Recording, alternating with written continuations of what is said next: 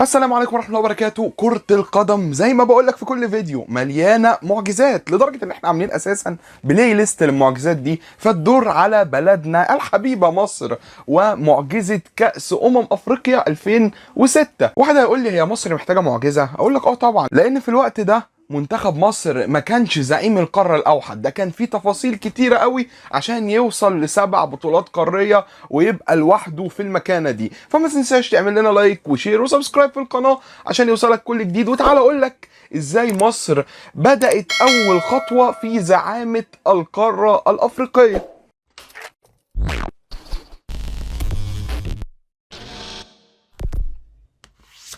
في البداية بس أحب أقول لك إن المعجزة بتاعت منتخب مصر مش في بطولة 2006 بس، بل إزاي عرفنا نخرج من الدوامة اللي كنا فيها. إيه هي الدوامة اللي كان فيها منتخب مصر؟ منتخب مصر بعد فوزه ببطولة 98 ورفع الكأس في جوهانسبرج الغالية بعد فوز مصر بهدفين في النهائي، بنلعب بطولة 2000 وأملنا كلها على ان احنا نحافظ على اللقب ونحرز اللقب الخامس عشان نعدي غانا اللي كانت متسيدة القارة وقتها ب4 ألقاب زيها زي مصر، واحنا بندور على اللقب الخامس. لكن بنخرج من دور الثمانية بعد ما بنصعد من المجموعات، والكاميرون بتاخد البطولة عشان الكاميرون تبقى معاها 3 بطولات. فكده معاك غانا 4 مصر 4 الكاميرون 3، فبنخش بطولة 2002 بعد ما فشلنا نتأهل لكأس العالم 2002 كوريا واليابان، وعيوننا على حاجة مهمة جدا،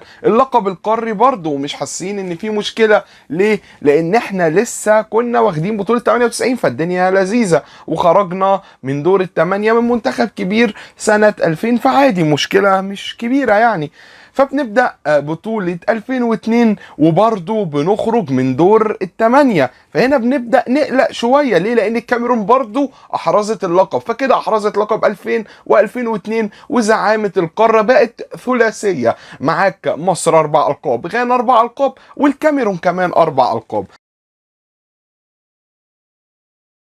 فانت لازم تفوق. فمصر بدأت تجرب جيل جديد، تجرب طرق جديدة، بقى في اسامي كتيرة زي بنتكلم في احمد بلال، عبد الحميد بسيوني، احمد صلاح حسني، بنتكلم على لعيبة كتيرة جربناها في المنتخب عشان نحاول نوصل لتوليفة معينة. حتى حازم امام عنصر الخبرة في 98 كان معانا، ميدو بدأنا نجربه، عندك احمد حسن حاولنا نحافظ عليه، وكان في كمان ياسر ريان. احنا جربنا كل حاجة، وسمير كمونة، حاولنا نعمل حاجات كتيرة قوي عشان نحافظ على الارث بتاعنا ب4 بطولات ونخليهم 5. لكن المفاجأة هنا ان في بطولة تونس 2004 المقامة في تونس وبطلها تونس اصلا، احنا خرجنا من دور المجموعات اللي كان فيه الكاميرون والجزائر وقتها، والجزائر ما كانتش بالقوة المهولة بتاعة جيل محرز او جيل رابح مجر، يعني ما كانتش اعنف واشرس بطولة للجزائر، لا ده كان الكاميرون والجزائر، كان الكاميرون هو البعبع ومصر المفروض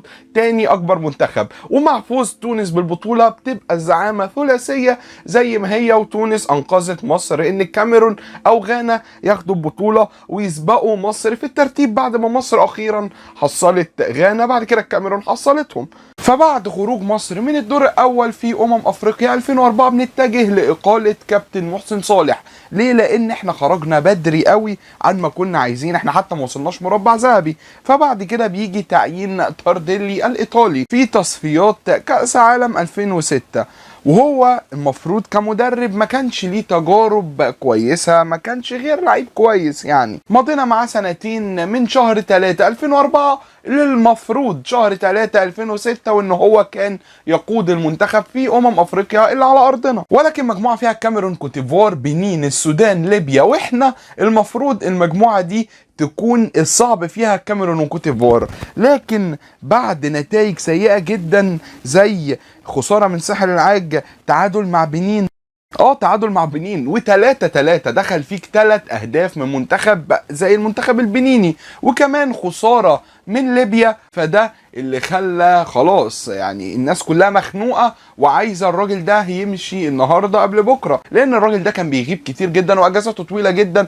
وبيجي على الماتشات. يعني انت ما بتضيفش حاجه فنيه، حرفيا ما بتعملش اي حاجه. فخلاص قالوا له امشي، وجابوا مدرب مؤقت كان لسه صاعد في الوقت ده اسمه حسن شحاته. حسن شحاته كلاعب هو لعيب اسطوري بمعنى الكلمه، واحد من الهدافين التاريخيين لمنتخب مصر والنادي الزمالك، وجاب بطولات كتيره جدا لنادي الزمالك. ولكن المغامره دي كانت فعلا مغامره محسوبه بعد تعيينه الدائم. ليه بقى تعيين دائم لكابتن حسن شحاته؟ لان كابتن حسن شحاته كان معاه نادي المقاولين العرب في الدرجه الثانيه، صعد بيه. هتقول لي ايه المشكله؟ المشكله ان هو لعب بطوله الكاس وهو في الدرجه الثانيه، فضل يكسب يكسب يكسب يكسب لحد ما خد الكاس نفسه من النادي الاهلي بنتيجه 2-1.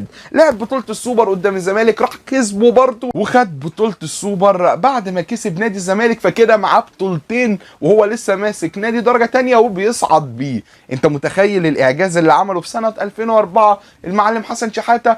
فراح مسك منتخب مصر. مسك منتخب مصر، اثبت قدرته واثبت امكانياته من اول 3 ماتشات. يعني عندك كابتن حسن شحاته كسب ليبيا 4-1 اللي احنا كنا لسه خسرانين منها، كسب السودان 6-1، بعد كده خساره متوقعه من كوتيفوار في كوتيفوار بهدفين للا شيء عن طريق ديديه دروجبا اللاعب المتالق قوي وقتها. بس بنرجع بعديها بنكسب بنين اللي تعادلنا معاها 4-1، وبعد كده بنوصل لاخر مباراه في الكاميرون. وكده كده املنا كانت تبددت بسبب تارديلي في الاول في تصفيات كاس العالم. فقلنا احنا هنلعب بشرف لحد اخر جولة، وتعادلنا مع الكاميرون 1-1 وضيعنا عليها فرصة التأهل لكأس العالم بمشهد بكاء إيتو الشهير بعد خسارة بطاقة التأهل. فكده ما بيبقاش قدامنا غير ان احنا نبدأ بطولة 2006 وعندنا شوية امل ان احنا مش هيبقى شكلنا عار، يعني بسبب ان معانا مدرب قوي زي كابتن حسن شحاتة اللي اثبت كفاءته في مباريات تصفيات كاس العالم اللي ما بيبقاش فيها هزار. وبعد وصولنا افريقيا لاننا مستضيف بنقع في مجموعه مع الكوتيفوار. ولكن قبل كده اعلان قائمه منتخب مصر هو اللي كان حاجه قويه جدا في مصر، لان كان فيها اسامي كتير ما بتلعبش في انديه كبيره. والقايمه بتاعت منتخب مصر كان فيها مفاجآت كتيره جدا، زي استبعاد مثلا كابتن حازم امام اسطوره مصر في صناعه اللعب، وكمان استدعاء حسام حسن اللاعب اللي كان وقتها داخل على 40 سنه كمهاجم لمنتخب مصر، وكمان معاه 5 مهاجمين تانيين في نفس القايمه. كانت مفاجاه كبيره جدا. واستدعاء احمد عيد عبد الملك من حرس الحدود، عمرو زكي من نادي انبي، وكمان استدعاء للعيبه كتيره جدا زي احمد فتحي من نادي الاسماعيلي، وقتها كان نجم اصلا الجبهه اليمين، وكمان اسامي كتيره جدا دخلت المنتخب كاسامي شابه ونجوم كبيره. فالمهم ان هي القايمه كانت ميكس بين الشباب والخبره زي حسام حسن واحمد حسام ميدو، الفارق العمري بينهم تقريبا وصل 15 سنه بين ده وبين ده. يعني انت بتتكلم في فارق عمري كبير قوي بيحمل في طياته ان هو منتخب مصر داخل بميكس بين الشباب والخبره وبين الانديه الكبيره والانديه الصغيره، زي ما قلت لك احمد عيد عبد الملك من الحرس، عمرو زكي من انبي، وعندك لعيبه من الاهلي ومن الزمالك. وبنبدا بطوله افريقيا ومجموعه مصر بتبقى فيها ليبيا وكوتيفوار والمغرب. ليبيا وكوتيفوار ايوه اللي كانوا معانا في تصفيات كاس العالم، بس لاننا مستضيف فعادي يبقى معانا اكتر من فرقه في نفس المجموعه لاننا مش محطوطين تحت حسابات التاهل من المجموعات. فالمهم مصر بتبتدي مشوارها قدام ليبيا وبتكسب فوز سهل 3-0 على ليبيا، وبيبقى بدايه موفقه في مباراه الافتتاح على ارضنا في استاد القاهره. بعد كده مباراتنا الثانيه مع المغرب، مباراه صعبه. منتخب المغرب منتخب كبير، منتخب قوي قوي، فانت بتنزل قدام المغرب ضاغط، لكن المباراه بتخلص 0-0 بابرز لقطه في المباراه هو انفراد ضايع من احمد فتحي اللي بسببه قعد على الدكة باقي البطولة كلها. المهم بنبدأ ندخل آخر مباراة قدام البعبع الكوتيفوار وانت معاك 4 بونت، خسرت طلعت بره لأن المغرب مش هتسمي وهتكسب، واتعادلت هتبقى تاني هتواجه الكاميرون اللي انت لسه مخرجها من تصفيات كأس العالم وبتاخد منها بطاقة التأهل تديها للكوتيفوار في ايديها، واما تكسب وتبعد عن الوش ده كله ويبقى في طريقك بنسبة كبيرة جدا الكونغو. فبتبتدي المباراة شوط أول متنازع السيطرة من الدقيقة الأولى للدقيقة 20. منتخب مصر ضاغط وبيحاول لحد ما قدرنا نسجل الهدف الأول. بعد ما سجلنا الهدف الأول سيطرة من الدقيقة 20 لحد آخر الشوط الأول لحد ما سجلوا فينا التعادل، وكان تعادل مستحق تماما لأننا ما عملناش اي حاجه في التوقيت ده. الشوط الثاني بينزل اكتساح مصري اسطوري، هجمات بالطول والعرض، فرص ضايعه، استحواذ على المباراه لحد الدقيقه 80، وبتقدر تسجل هدفين في الوقت ده وبتبقى النتيجه 3-1 بعد اسيست الجون الثاني اللي بيخلينا نتقدم تاريخي من تبديله حسام حسن. بعد كده بنجيب الجول الثالث عن طريق عماد متعب وحسام حسن اللي اشتركوا في الكوره، لكن عماد متعب اللي بيقدر بيسجلها عشان يبقى النتيجه 3-1. وبعد ضغط الكوتيفوار استبسال من عصام الحضري وطاقم الدفاع بيخلينا نضمن المكسب وتأهل في الناحية السهلة الحمد لله ب7 نقاط و6 لكوتيفوار بس اللي بيروحوا ناحية الكاميرون. مباراة مصر دي كانت أهم مباراة في البطولة لأن انت بعدت عن طريق الكاميرون والطريق ده كان صعب جدا، وانا هقول لك ليه دلوقتي. بس قبل ما اقول لك ليه انت اساسا ما عملتش لايك ولا سبسكرايب ولا كتبت لي في الكومنتات انت رحت المباراه دي ولا لا، ولا انت من الجيل الجديد اللي سمع عنها في الحكاوي بس، فانا احب اقول لك اعمل اشتراك عشان اكمل. كده كده بهزر، انا كده هكمل. المهم مباراة مصر القادمة زي ما قلت لك احنا لعبنا كونغو في دور الثمانية، ودور الثمانية ده كان سهل جدا لانها حرفيا اسهل مباراة في البطولة. كسبنا 4-1 لدرجة ان الجون اللي دخل فينا احنا اللي حطيناه في نفسنا، احنا اكننا حاطين 5 اجوان بتاعت الماتش. بس الناحية التانية كوتيفوار لعبت الكاميرون. الماتش ده حرفيا تكسير عظام، مباراة قوية جدا. ايتو ضد دروجبا، ايتو برشلونة، دروجبا تشيلسي اللي كانوا من اقوى اندية العالم في الوقت ده وما زالوا يعني. فالمهم ان ايتو بيدخل المباراة دي وبيضيع فرصة، دروجبا يضيع فرصة، ايتو يضيع التانية، دروجبا يضيع التانية، لحد ما المباراة خلصت في 90 دقيقة بنتيجة 0-0. فلجوا الاشواط الإضافية، ومع أول دقيقة بتبدا كوتيفوار بتضغط كره في العارضه، كره تتصد، كره في العارضه، هدف لكوتيفوار اول، عشان بعدها تضغط الكاميرون في نفس الشوط. وفي الدقيقه الخامسه من نفس الشوط الكاميرون بتسجل هدف بعد برضه كره في العارضه وكره متصد وبعدها بهدف، لحد ما بيخلص الوقت الاضافي 1-1 وبيلعبوا ضربات الجزاء. ومن كتر ما الماتش كان متقارب في النتيجه ضربات الجزاء خلصت 12-11 لكوتيفوار، وبتخرج بطل افريقيا 4 مرات بالتساوي مع مصر، لان ايتو هو اللي ضيع الاخيره ودروجبا هو اللي سجل بعد ما كل واحد فيهم شاط ضربات الجزاء مرتين.